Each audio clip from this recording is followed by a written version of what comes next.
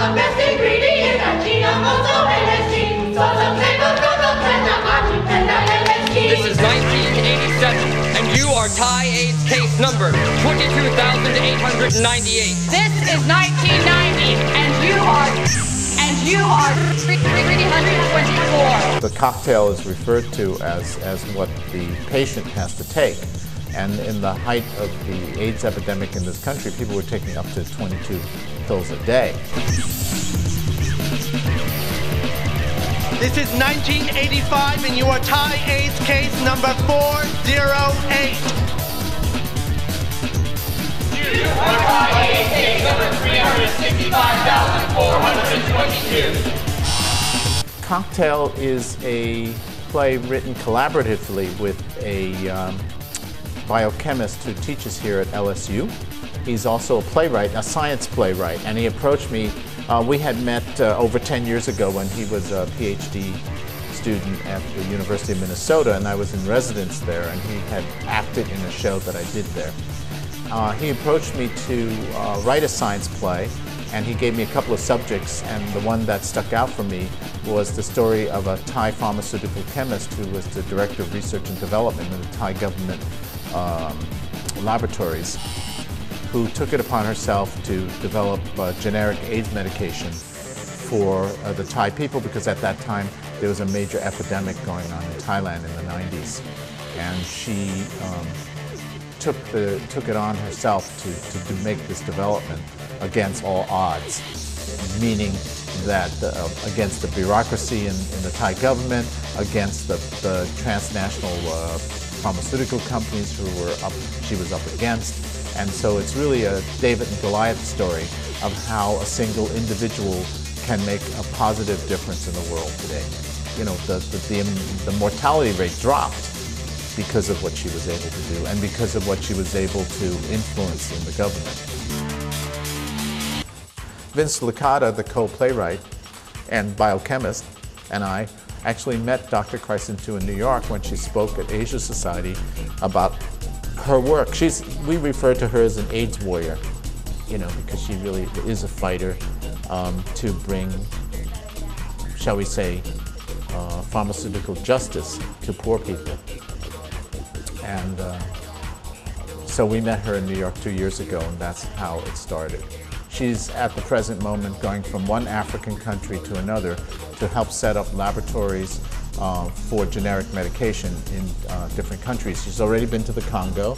She's still working in Tanzania. She's at this very moment in Mali.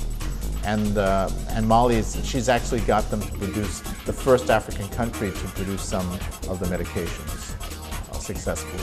Dr. Chrysintu will actually be here at the Riley Theater on April 30th at 2 p.m. To speak about her work. Only the Americans were making the pills, and in Thailand today, for example, the average income is $25 a year. The medication today, the American medication today, is $55 a day. So how do you save people from dying? And the American companies were not willing to bring the price down, and they're still not anywhere in the world. The cast is 18 actors, and the role of Dr. Chrysintu is cast. I cast in New York with a professional actress because these are students. The rest, I cast 2 professional actors, and the rest are students. Largely because these are all older roles that I needed to cast. You know, there was no one in the cast, the student cast, that could have filled that role just because of the age.